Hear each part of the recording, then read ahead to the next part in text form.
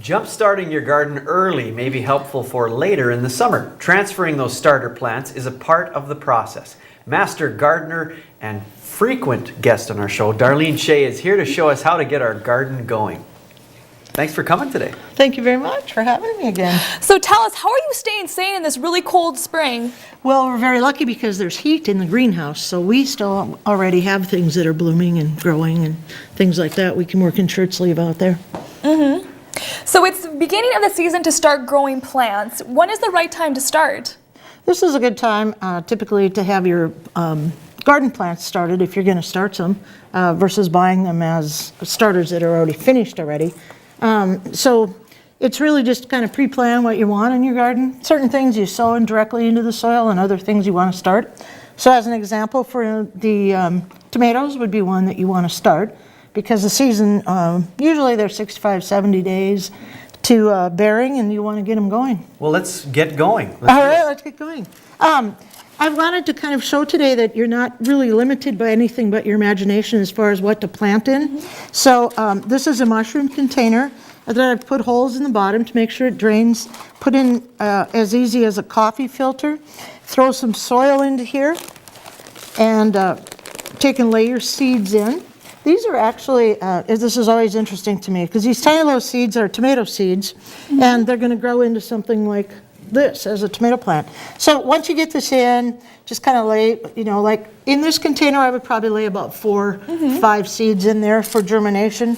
Take a piece of plastic wrap, lay it over the top after you water it. And so is that like a little mini greenhouse then? Yes, then set it in the sun or under some grow lights and then the moisture will come up. It's really a nice germination.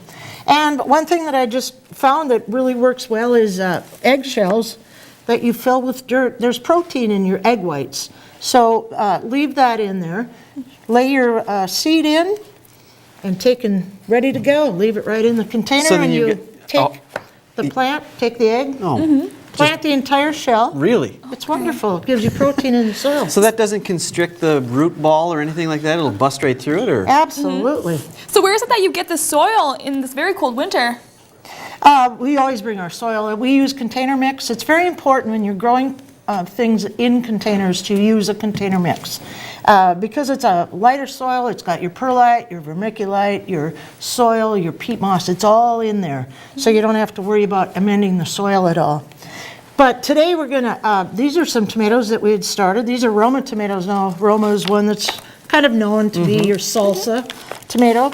And you can see it's pretty well rooted. This one kind of was a bonus plant because there's 2, so we're going to just take and break this apart. How fragile are the roots? I mean, you're just they're kind not too bad, you're kind of just opening it up Just there. rip her up.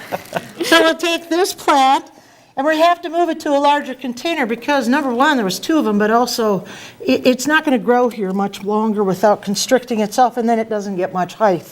So take and move it into your new container like this, and pat it down and let it go, and now we've got 2 plants. Sure. And how do you know when it's time to move it? I mean, they looked like the root ball was pretty, you know, Pretty compressed. intense on that one. Yeah. Here's what you do. Once you've planted your seed, typically 10 to 14 days to germination. After that, your plant will look something like this, depending on what you're growing it in, your root system. Once you have 3 leaves on your plant, you can then move it up to a larger container. Okay. So we've taken a plant like this and we'll move it now into this 4-inch pot. I see. And then it just flourishes from there. And you've got some pretty creative planters. I see there's some pretty good-looking shoes over We here. got that some have high heels, we got some pink boots. That's correct. And so where do you find things like this?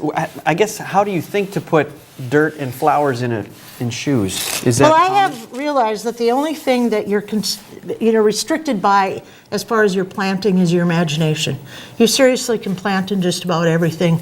The shoes, as an example, were a friend bought them for a wedding, and they were shoes that weren't very comfortable, so she said, here, you can have these to plant. And the boots came in 2 different sizes. There's a child out there that has 2 different sizes, so I got the other 2.